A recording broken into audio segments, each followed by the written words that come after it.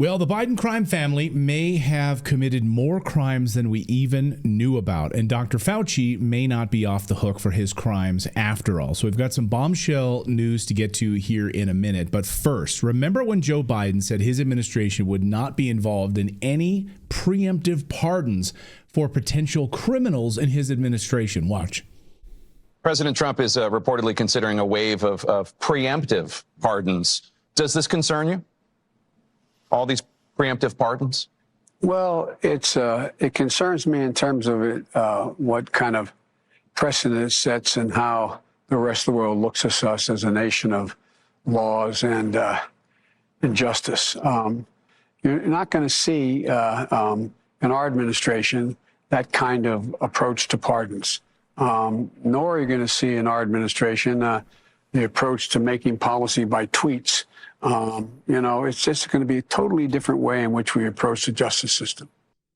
Yeah, of course it is. Well, of course, we now know that was a bald-faced lie. And let's set aside the policy by tweets that he did all weekend. We don't even have time for that. Right. Yeah, just the policy by tweets thing is like a sideshow to this whole thing. But yes, the preemptive pardons, absolutely. And something that Trump actually didn't do. So it's kind of funny how that's all unfolded, right? So Sunday night, in a jaw-dropping move, President Joe Biden pardoned Dr. Anthony Fauci, of course, just hours before leaving office. The man who became the face of America's pandemic response now has a blanket pardon, and it goes back years, back to 2014. It's not just for anything recent. Of course, the pardon goes all the way back and covers basically to shield him from any federal charges tied to gain-of-function research and government involvement in the origins of COVID-19. Like, that is the predicate. That's exactly what this pardon is all about. But here's the big kick to the nuts for Fauci. The pardon might not actually save him at all. In fact, according to our friend Paul Thacker, excellent journalist Paul Thacker, just laid out how Fauci could still be brought to justice. Let's break this down. First of all, a presidential pardon only protects you from federal crimes, of course, so states can go after you. A number of states have an appetite to go after Fauci, including Florida specifically. And with Republican lawmakers controlling Congress, Fauci's not off the hook when it comes to investigations. Senator Rand Paul, who's made it his mission to expose Fauci, is already calling foul on this, says he says that that's because Fauci lied under oath, perjuring himself. And that perjury charge won't keep Fauci out of legal hot water. Specifically, here is Senator Paul explaining how Fauci lied and covered it up. Well, our investigation has confirmed that he did indeed lie. He committed a felony. He said that they did not fund, that the NIH did not fund gain-of-function, dangerous research in China. We now know that to be untrue. We know he committed a felony. But what we've discovered now is that there was a massive cover-up from the very beginning. There was a behind-the-scenes effort to change the opinion of people. Many of the Fauci colleagues all believed that the virus did come from the lab. Their opinions were all changed. But then all evidence was then covered up. They began using burner phones. They began using couriers. They said, we can't do things electronically. I can take things by hand to his house. It sounds more like the CIA than the NIH. So as Thacker explains, even with the pardon, he can still be dragged into congressional hearings. If he's caught lying again, it could basically spark new legal battles as a result. And let's not forget state-level prosecutions here. Those are very much still on the table for Dr. Fauci. The pardon only addresses COVID-related offenses. Doesn't have anything to do with perjury. It doesn't cover the congressional perjury piece of this, lying before Congress. As Thacker says in his piece, these pardons will not stop Department of Justice investigations, said one advisor to the Trump transition team who spoke on the condition of anonymity. We expected this and look at it as a predicate to get truth from people who can no longer use the Fifth Amendment. Now we can bring every one of them in front of a grand jury. I mean, that's the reason that preemptive pardons have not been tested, because a pardon is usually for a specific offense, known and convicted, and that somebody has already served the sentence for. They're saying this is wiped from your record, or this you can no longer be prosecuted for. It's not meant to be some sort of like invisibility cloak. Right. And of course, this doesn't absolve him of any civil liabilities as well. But it gets worse. So that's on the Fauci side of this, but it gets worse now for the Biden crime family. Yesterday, right before Trump's speech, President Biden issued pardons for his whole family for past crimes, potential past crimes that could be prosecuted in the future. Again, going back to 2014 and all sorts of shady involvements in Ukraine and biolabs. Who the hell knows, right? But a stunning new development has emerged today.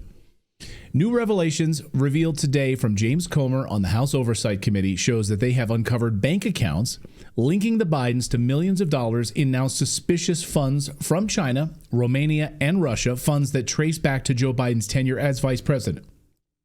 One of the bombshell findings, a staggering $240,000 in direct wire transfers to Biden himself, with absolutely no explanation for what the money was for. Wait, this or why is new it was today? Yes, and why it was sent. Watch. Where does this investigation stand? Well, hopefully we're in the final stages. Today, this morning, I issued a subpoena for targeted financial information from a certain financial institution related to Jim Biden, Sarah Biden, and Hunter Biden. This is a result of many of the documents that Devin Archer turned over. Remember, we subpoenaed and he turned over 3.7 million documents that never before been seen by any of the IRS investigators, the Securities and Exchange investigators, or any of the different groups that have been investigating the Bidens for years and years and years. And we've been able to connect some dots, we believe, that will finally answer pretty much every question we've had about the source of these shady transactions that went into the Biden family members and what role exactly Joe Biden played in that role in his family's shady business dealings. So you've sent out the subpoena this morning to a major bank? Yes, that is correct. And what specifically do you want to know from this bank in terms of these documents that you're looking for to connect those dots? We believe we found new accounts. And remember, the number of bank accounts that we've discovered over the past year and a half since I've had subpoena power, since the Republicans flipped the House, is unbelievable. I mean, I don't think you would find very many people that have billion-dollar net worth that have as many different bank accounts as this Biden family had.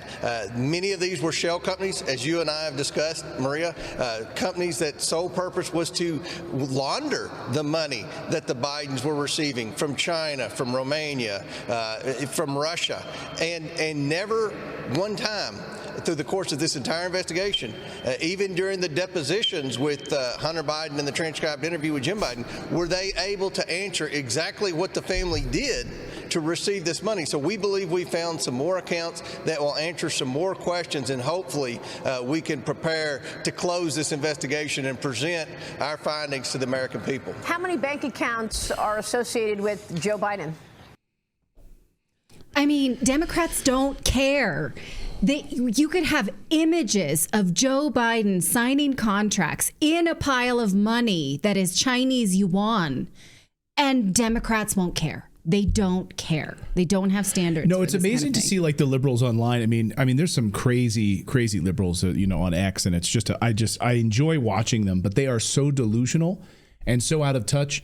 You could have them, as you point out, sitting in a pile of money that they received illegally, and they just are willfully ignorant about it. They totally don't want to see it. It could literally be like Joe Biden is signing something to send your own child to war, surrounded by Chinese yuan, and Democrats won't. It could be your own name, and they won't care. But really, it's selling all of us down the river because they were peddling influence for things that were not in American interest. So the big question, of course, incoming AG Pam Bondi was asked about these questions just the other day. Would she go after individuals? And she said she'd look at these on an individual case-by-case basis. So it'll be interesting to see if she goes after these crimes further, what sort of subpoenas will bring. How will all of this play out now that there are these pardons there? As Glenn Greenwald, as someone in our chat just pointed out here, Glenn Greenwald pointed out the other day that these pardons are only effective if you admit guilt.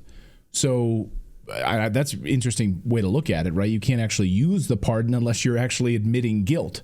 So James Biden, how his involvement in this, Hunter Biden's admissions here, where will that come? So many questions. Exactly who funneled this money?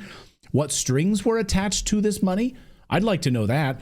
Most importantly, what promises were made in return for this money? Well, here's $240,000 wired directly to Joe Biden. What do we get in return for that? So many questions we still don't have answers to. Okay, and 2 lingering questions that is a thought exercise we cannot possibly address in one show. Does it matter now that Democrats are out of power? And would the new Trump executive order against the weaponization of the federal government, would it apply here? Is he sort of saying, let's let bygones be bygones, let's move forward, we're not going to go after any political enemies? Is that something that is in our best interest? I don't know. That's a hard one because the president has so much work to do, which you're about to get to here in a second, with all of these executive orders and everything else. How much do you want to, you ever heard the phrase, what is it? You never want to be tripping over pennies to pick up dimes, right? You don't want to be focused on picking up pennies off the ground when you could be focused on actually getting work done and making dimes. Right. So how much of your time and attention and effort in Congress do you want devoted to going after these people?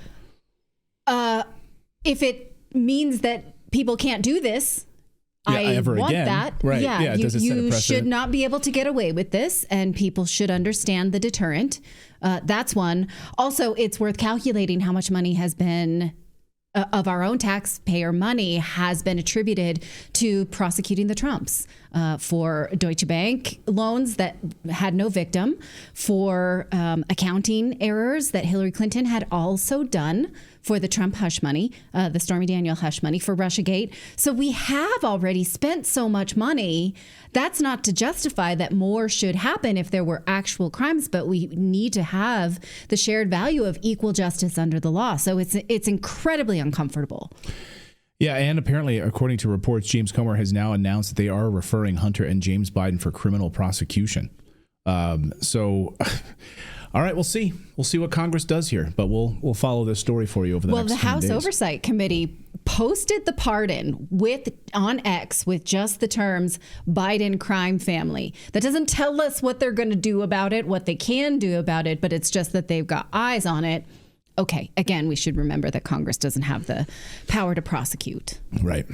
All right, well, let's talk about executive orders, shall we? All right, yes, let's just go down the list, guys, because President Trump on day one signed more than, here are the numbers, 200 executive actions, 46 executive orders, 115 personnel actions. He gave 3 speeches, went to 3 balls, spoke at length with reporters for more than 60 minutes in the Oval Office. You can read the full transcript, or hopefully you were with us when it was happening here on Redacted. So it was a marathon day one. I remind you, he's 78 years old. I'm 46, and I fell asleep before it was all over. But he went the distance. Also, it's worth reminding you that Joe Biden was 78 when he took office in this last term as well in 2021. But we see really a tale of 2 stories of aging here. The president also rescinded 78 Biden-era executive orders. Here is some of the more notable ones that felt like a wish list for people who may have voted for him or supported him, or at least voted against Democrats. Let's see. He designated international cartels as foreign terrorist organizations. I was listening to Democrats on MSNBC say, well, we can't have that. We don't like drug cartels and crime. We do want to protect the people against it. But we can't start a war with Mexico. That's why we're against this. That's the only reason Democrats are speaking out against this, because they acknowledge drug cartels are in every single state. They are helping the fentanyl crisis move along. They are a bad thing, but we just don't like this terrorist organization designation because we don't want to start a war with Mexico. That's the only reason. That's not what President Trump said. What he said is that there is a declaration now of an emergency at the southern border, which then would allow us to close the border and take emergency action. He never said he wanted a war with Mexico, but here's how MSNBC covered that anyway. A state of emergency is officially now in effect on the border. Does it feel like an emergency where you are standing?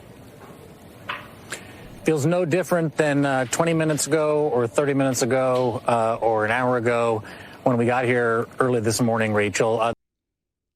Okay, so they're very condescending about this state of emergency, even though they know and we know that the Biden administration lost track of over 300,000 unaccompanied minors. That's not an emergency to them. 300,000 lost kids is not an emergency. Then I don't know how more they can prove to us that they are demonic. Does everyone at MSNBC have to look like Rachel Maddow? Like, is that a prerequisite? I used to work on MSNBC and I look like this. Yeah, but you don't look like Rachel, but that's why they fired you. How rude. Because you're actually attractive. Anyway, yeah. I left when I got pregnant with our third baby. If you recall, you were there. Even SNL made fun of him this weekend. Chris Hayes looks like Rachel Maddow. This guy looks like Rachel Maddow. Okay, go ahead. Sorry. I'm just stunned by the side-by-side picture of these people. Oh, they do look very much alike. Yes. I get what you're saying here. Yes. But can we circle back around to the fact that they don't care about children trafficked? Yes. Oh, absolutely. And that's not an emergency? Last night I tweeted this. I said, you have to understand, under the Biden administration, the United States of America has become the largest purveyor of sex traffickers in the world. They have facilitated the sale, the use, and sexual assault of children at a rate we've never seen in world history before in the Biden administration, with the facilitation of the Department of Homeland Security under Mayorkas. It is disgusting. It is sick. I'm stunned also that liberals don't seem to care at all about it. They don't talk about it. They don't care about it. All of these children come across the border. They're drugged. They're brought over by coyotes, and they're not bloodline related to these people at all. Oh, is that your daughter that's laying there limp and drugged with a sticker on her that's going to be shipped off to some other family? They are sent to addresses that are strip clubs. Yes. They are placed in homes with men that are not their family members. Anyone want to raise their hand and care about this? Secretary Mayorkas has been asked about this in Congress, and he said, I don't recall those reports of government prepared reports. Just wasn't that memorable to him. Yeah, wasn't. Doesn't care. It haunts me, but it doesn't haunt them. Okay, so they're demonic. Okay, back to the laundry list of things that we're just pointing out to you, but you can find them yourself at whitehouse.gov. Let's see. President Trump enabled the military to participate in the defense of U.S. national borders. He paused all foreign aid for at least 90 days. Can we have a collective woot about that? Paused all foreign aid. Except to Israel. Except to Israel. So they was going to carve out, except to Israel, which Israel, again, has a budget surplus and a space program. So they actually have money, growing interest in a bank, billions. We have $36 trillion in debt in the United States, but we can cut off all foreign aid for 90 days. Except to Israel. Where do you see that? Because it's not in the foreign aid executive It's because, order. and the way that the Trump administration says, it's because it's tied to treaties. It's not tied to just straight foreign aid. So they're blaming it on treaties, quote unquote treaties. That's why they can't pull back on the foreign aid to Israel, I guess, and Egypt also. Also, didn't he lift the moratorium on sending them medium range bombs? Didn't he?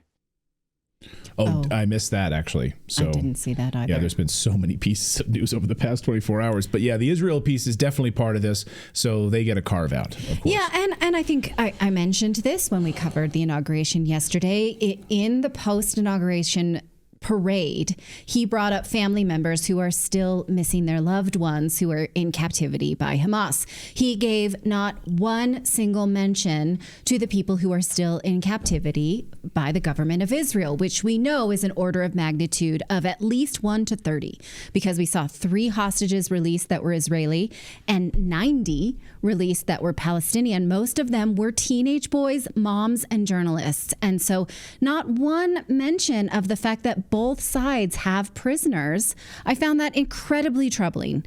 Okay, there's the carve out of that. And we need to stay on top of that. We need to care about everybody equally, no matter what passport they have, no matter where they were born on their birth certificate. Okay.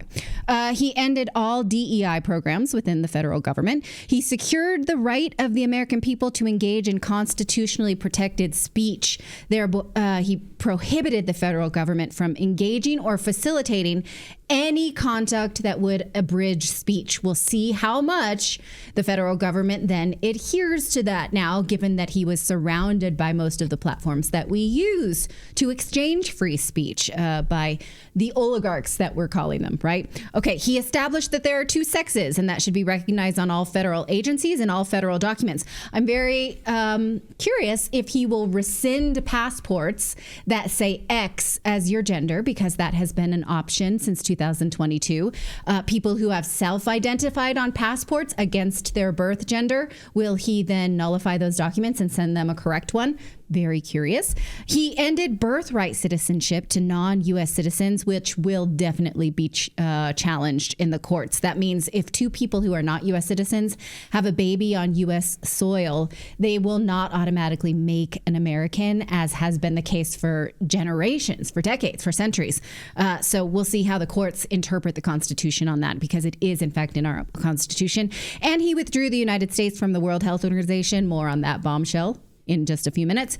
And he signed an order forcing all federal workers to return to the office if they want to receive a paycheck. Here is conservative mama describing that order. Yeah, so I'm hearing that they're going to make us start coming to work, like going into work, like leaving home and going in. Like I'm going to have to get dressed and drive there. I'm gonna have to deal with traffic. I mean, the stress that this is gonna cause me. I'm not gonna be able to watch The View when it comes on. I'm gonna have to wait till I get home after work and watch it. And lunch. Do I have to pack a lunch now? I mean, come on. I may just quit. I think that's gonna be the only option, is just to quit. So you can do that if you want. Conservative mama. It's a real job.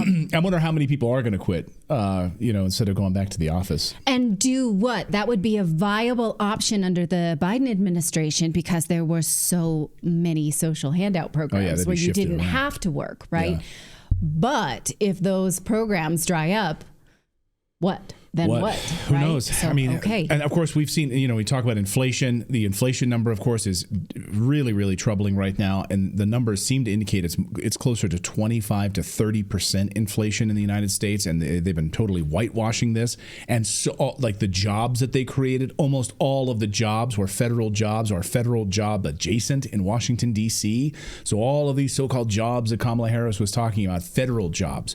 Many of them could just stay home, work from home, and that is ending right now. Do you ever have a feeling you're being surveilled and hesitate to share things of interest via text message or email with your friends and loved ones? Well, recently, outspoken parents at a PTA meeting in Catholic Americans have been labeled as domestic terrorists by the FBI. These types of labels can be used to allow the U.S. government to surveil its own citizens and others who live abroad without any legal due process. Fortunately, the founders of Bunker have created an app to uphold people's rights.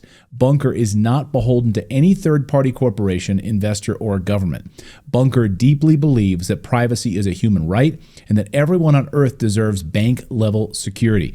Bunker provides you protection from state and corporate surveillance, as well as cyber criminals. It includes a completely secure and private messenger, a robust password manager, secure cloud storage, and files for your documents. Bunker is built to uphold the rights of people and protect them from cyber crimes. Download Bunker from the App Store or the Google Play Store today. Use the offer code REDACTED to receive your first year for free.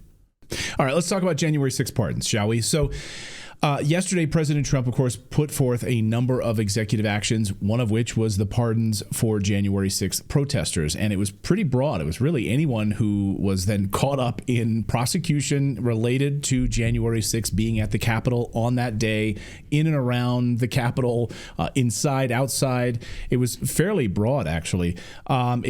It was broad enough that it actually included people who were involved in fights with police, attacks on police. He was asked about this specifically during a speech, and he said, look, these people have been in prison for years now, and it's time. So, he had initially said, I think J.D. Vance spoke out and said that those people would not be part of this pardon. And it seems like that's not the case. Yes, but we've had a former FBI agent and whistleblower, Stephen Friend, on the program saying that because the FBI violated the civil rights of so many of these defendants, they should forfeit all cases because it was their protocols that were violated. It should be that broad because they violated protocol. And I'm likely to agree with him on that. If the government didn't follow their own protocols for prosecuting these people, that's their fault, right? Then it really should be, they should forfeit these cases. Well, and Kash Patel talked about this, right? That he, as a defender, right? I mean, he would go after these people. He would go after the government all the time, and he knew that they had screwed up, right? And this is a book that you and I both read specifically about this, but Kash Patel was like, when the government screws up, and they do it often, it's their fault. And they drop the ball routinely, and this is their fault. Then you have to forfeit the case. You can't just go around violating civil rights. You can't do it. And so, I think most of us would like to see the more violent offenders continue to be prosecuted. But if they messed up, they messed up. Then that has to be the rights for all of us, because you would hope that if your civil rights were violated, then they would have to forfeit the case. And they also lied to us, as Mooks here in the chat says, entrapment. Yeah, they lied to us about how many FBI agents or informants or FBI informants were in the crowd that day, right? So you lied to us. You lied to the American people under oath in front of Congress, perjury, Christopher Wray, and now we know how many FBI agents were there agitating in the crowd. Their internal documents admit lying to Congress, and they say, we don't know who prepared that document. That was not right. Sorry. Not gonna work. It does not work that way. Yeah. You have to be honest with us. So there was some chicanery last night because President Trump issued these orders. It was a federal holiday, Martin Luther King Day, right? So he issues these orders and he basically tells his staff, like, go deliver these right now. Get these people out of prison and jail right now. And they did. They tried their best. And but there were some people that were not being processed and let out last night. You had family members on the streets outside of these prisons waiting for their family members to be released. That wasn't going to happen in many cases. In fact, we now know at certain halfway houses where some of these defendants were living, at halfway houses, that a sheriff showed up to actually prevent them from leaving. So not everyone was following these orders. Here was the scene last night as they confronted these individuals trying to get them out of prison around midnight last night. Watch. I'm giving you literally all I got. But no more are going to be released tonight, okay? And tomorrow is a brand new day. We'll see what tomorrow brings, okay? I'll probably be here with you. Okay? It's a violation. You don't release them after violation of the law, right? No, I was told no more tonight. No more tonight. No more tonight. It's illegal. Okay? We trust you. And tomorrow, I don't know. Okay? And that's the best I got for you. Can you tell us the condition of the prisoners? Nope. I'm sure they're fine.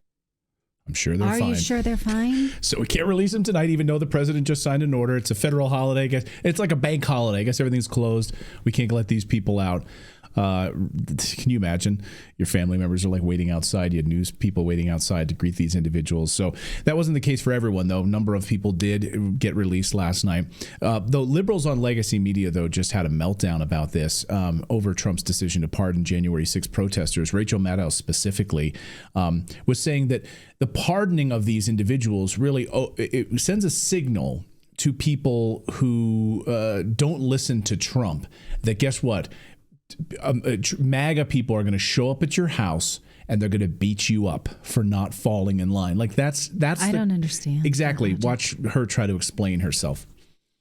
Aside from all of that, just blatant, open for business corruption, what we're seeing here with the January 6 pardons, this kind of thing does have the benefit of novelty, right? We've never quite seen something like this before. But like with the corruption, the boring thing about it is that we know exactly what this leads to.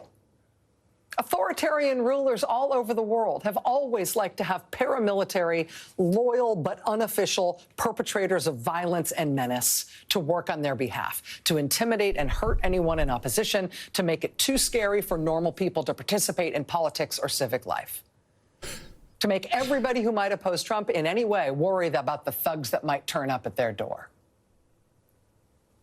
Trump pardoning and releasing from prison the January 6 defendants, including the paramilitaries, means he is effectively immunizing his followers from committing violence in his name.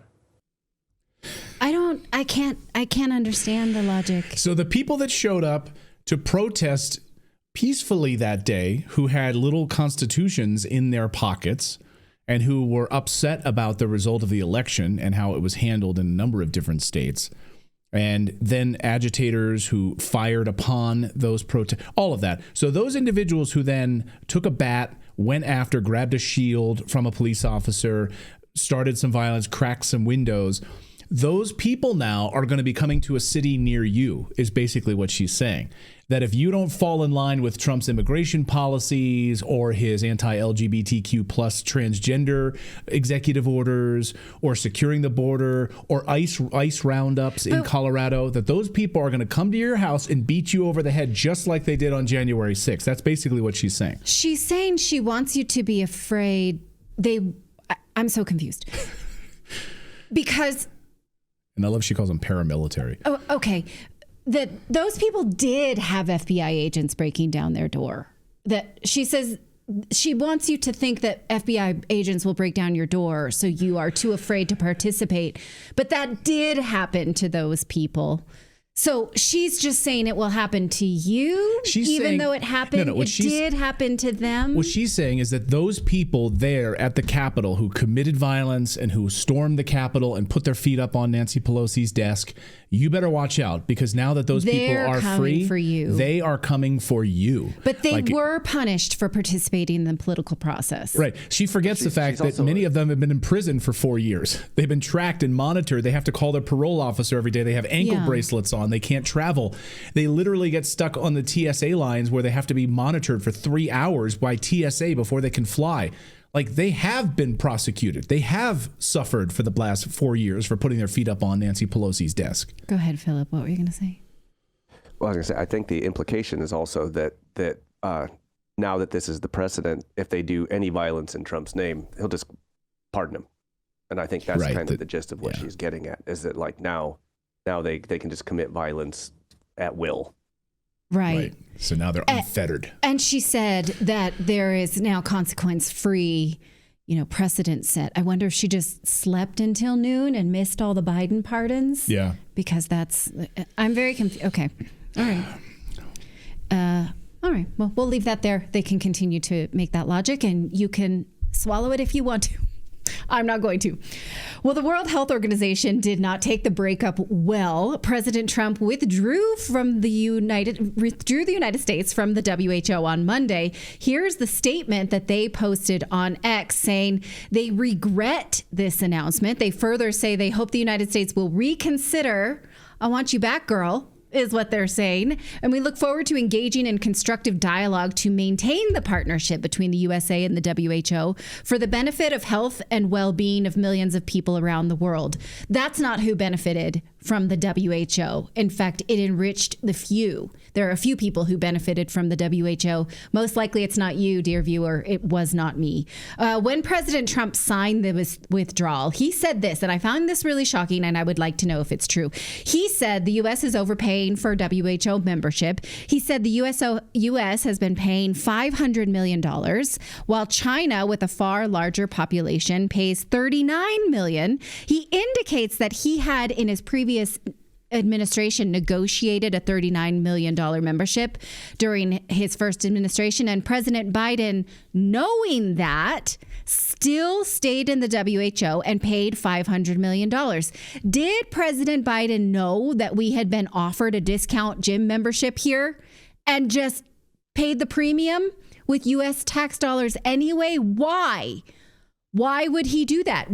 Could it be because the people who support him were becoming enriched through the WHO? Is that possible? Watch President Trump make this announcement and break that down. What is this? Withdrawing from the World Health Organization, sir? Ooh, that's a big one. So we paid $500 million to World Health when I was here, and I terminated it.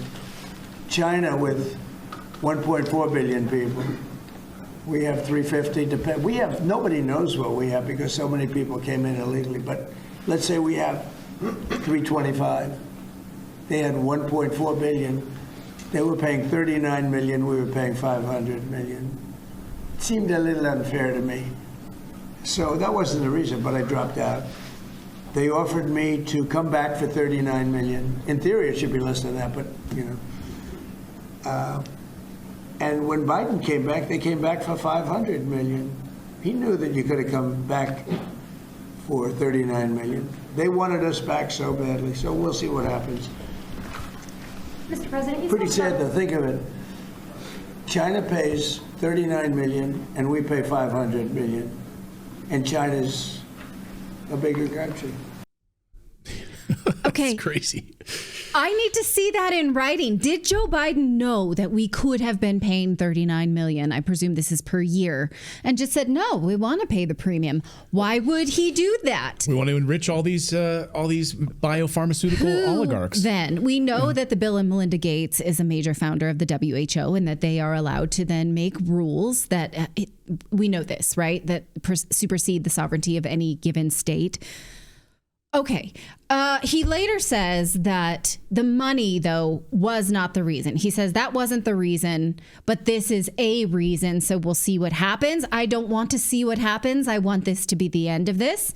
Do not let them renegotiate. I think that's what most of us want. Here's how Whitney Webb pointed this out, though. She says we may not have seen the end of this because Trump also left the WHO in the mid-2020s, in mid-2020, and then just redirected what was once WHO funding to the Gates-funded Gavi Vaccine Alliance. While leaving the WHO as positive, it's not the slam dunk some are advertising, especially considering Gates' recent comments on Trump's enthusiasm for his vaccine innovation proposals. Can we all agree nobody wants Bill Gates to put any vaccines in place for the rest of us? Raise your hand if we agree to that. Who the F wants that? So yeah, Bill Gates, please go away. Kindly pound sand. She says she got called a lot of names for pointing this out back in the 2020s, but she brings the receipts as she normally does. So, and we're trying to, Whitney just messaged me, actually. She has a big piece coming out this week that we're going to try to get Whitney here on the show. That's something that, by the way, the legacy media would never do, is have Whitney Webb on their show. No. So yeah, anyway, I just messaged her right now. So hopefully she can join us this week, actually. Okay, but I just want to point this out because we have covered these WHO drafts at length here on this show. And so even if that's the case, it may be, though, that Trump has withdrawn us from the U.S. From the WHO just in time, because remember these documents? This was from February 2023 pandemic treaty draft. And there was a provision in their own draft saying you cannot withdraw from the WHO. So had their pandemic treaty gone forward and this had been ratified, it said it would have taken 2 years to withdraw or 1 year from the date of your withdrawal. So even if this were the case, which it's not, but this was their own writing, he could say this and it would not take place until 2027. It also made, remember, WHO recommendations binding, whereas before anything that the WHO had recommended would just be a recommendation. No, they took out the word, this is their writing. They took out the words non-binding, meaning whatever they told you to do, you would have to do. So had he not withdrawn and this became law, then he could say, well, actually, we're not going to do it your way. We would have no choice for at least 2 years. Also, did it kick in only when there was a pandemic? No. Remember, it kicked in whenever they felt like they needed to prepare for a pandemic. That was their language. This underlined text means it's proposed, meaning they wanted the powers to prepare for a pandemic. We didn't even need one. Even they could work with a potential risk of a pandemic. Also, they had said that the fees that each country would pay in their own documents would be calculated based on their audits of each state's budget. So what the president said is that we were overpaying. It's because the WHO was allowed to look at our finances and say, I think this is what you'll pay. This is basically, it's kind of like how student loan payments are calculated. They look at what you've got, your income and your liabilities, and they say, you'll pay this. No, thank you. We don't need their audits to decide what we are going to pay based on what they think we can afford. That's oppressive. So who knew that this was negotiable? Apparently, President Trump did know, and he didn't like where those negotiations went, and they withdrew. So what will we miss out on, given that we now are not supposed to be a member state of the WHO? Well, the Independent Medical Alliance says we won't really miss much, and we've been over this. Their medical information is woefully political. Just look at their guidance on masks, and you'll know what I mean. We've been over this. Here's the IMA statement, the Independent Medical Alliance. They say the World Health Organization has little to do with world health and a whole lot to do with enriching its leaders with U.S. tax dollars and issuing pro-drug industry dictates with little grounding in fact. We've looked at this at length. If you need any more research about it, I can provide it to you. So now here is the next question. Since the majority of our viewers right now are watching us on YouTube, we still have to defer to the WHO in order to report to you anything. Here is currently today YouTube's medical misinformation guidelines that they have to be in line with either local health authorities or the World Health Organization. Given that the WHO often and on their website now still has some debunked science, we still have to go with that. So isn't it time that they remove this governing body from their guidelines, don't you think? And further, shouldn't other countries follow suit? So we've already seen protests in Japan, in Australia. Many other countries' citizens want to withdraw from the WHO. Are we leading the charge here? Do you think that others will follow suit? Let me know what you think of all of this. Today's show is brought to you by Native Path Collagen. Now, finding an honest doctor that isn't following in the footsteps of Big Pharma can feel impossible. That's why millions of men and women have turned to one Texas doctor and the 7 reasons that he says anyone over the age of 50 should be drinking this one thing. That's right. It's not milk or another calcium-rich drink. Instead, it's a unique protein that naturally declines with age, and it's proven to significantly increase bone strength and soothe joint pain. Oh, we all need that. It minimizes wrinkles and cellulite, even enhances hair follicle thickness, and even reverses nail damage, with users reporting results in as little as 2 weeks. That's right. As a partner of the show, this Texas doctor is offering Redacted listeners up to 45% off his bone, joint, and ligament restoring formula. It's all you need to do is go to this URL right on your screen, getnativepathcollagen.com/redacted. It has thousands of 5-star reviews, over 4 million jars sold. Every order comes with a 365-day money-back guarantee, so there's no risk to try it today. And Redacted listeners can visit right now, getnativepathcollagen.com/redacted to get up to 45% off while supplies last. All right. Well, today was the National Prayer Breakfast at the National Prayer Service, and this is the first day of the Trump presidency in full. And President Trump, Melania, the whole Trump family went to the church service there with Bishop Marion Edgar Budd and J.D. Vance and Usha Vance and all of them. Everyone was there, and I guess they weren't expecting to see a woke bishop delivering remarks right to their face in a very political message. Yeah, political message. Yeah, like basically a trans pro illegal immigration message delivered right to their faces in front of a national audience, and it was pretty shocking. Watch this. Watch their faces as she's talking. In the name of our God, I ask you to have mercy upon the people in our country who are scared now. There are gay, lesbian, and transgender children in Democratic, Republican, and independent families. Look at J.D. Vance. Some who fear for their lives. And the people who pick our crops and clean our office buildings, who labor in poultry farms and meat packing plants, who wash the dishes after we eat in restaurants and work the night shifts in hospitals, they may not be citizens or have the proper documentation. But the vast majority of immigrants are not criminals. They pay taxes and are good neighbors. They are faithful members of our churches and mosques, synagogues, wadara, and temples.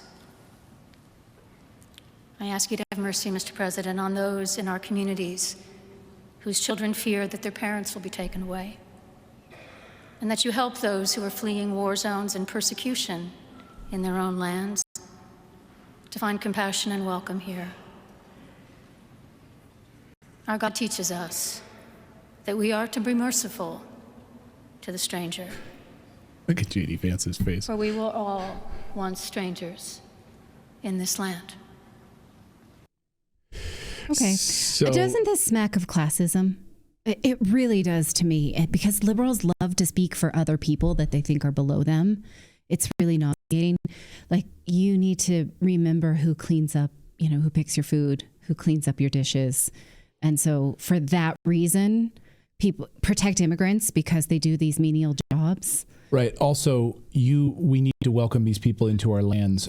Okay, Pastor, then open up your home. Would you mind this afternoon opening up your home? They can sleep in your bed and welcome them into your basement if you've got extra room there. Welcome in Tren de Aragua and the Venezuelan criminal gangs. Most of them are not criminals, so, Yeah, you said that most of them are not criminals, so just, welcome them into your home. So then what do you do? Then I would ask, what do we do about the ones that are? How do we get to that root problem? And I would love to know the speeches that she's given about the missing children over the past 4 years, the child trafficking that's come across the borders, the wide open, horrible circumstances. I'm sure she's given lots of sermons criticizing transgender surgeries, ruining these children's lives permanently. Like, I'm sure that's God's wish too, right?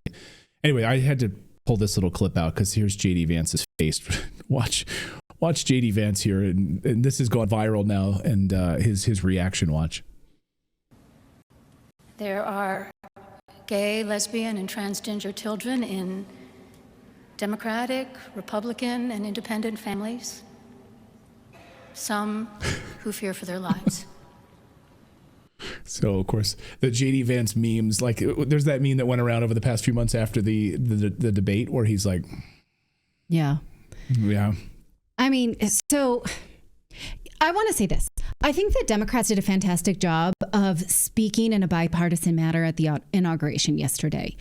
They gave lip service to communal patriotism, to the fact they gave respect to the peaceful transition of power.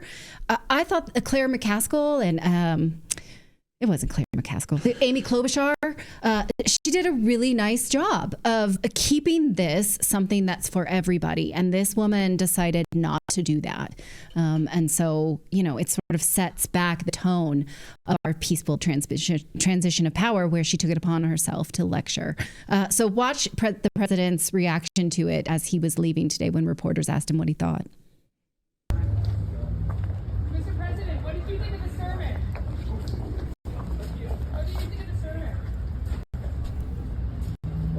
What did you think of the sermon? What did you think of the sermon? What did you think? You like it? You find it exciting? Not too exciting, was it? I did think it was a good service. Thank you very much. Thank you, press. Thank you, press. I didn't think it was a good sermon. You don't have to like everything. What'd you think? Do you think it was exciting? Did you like it? Oh, disgusting.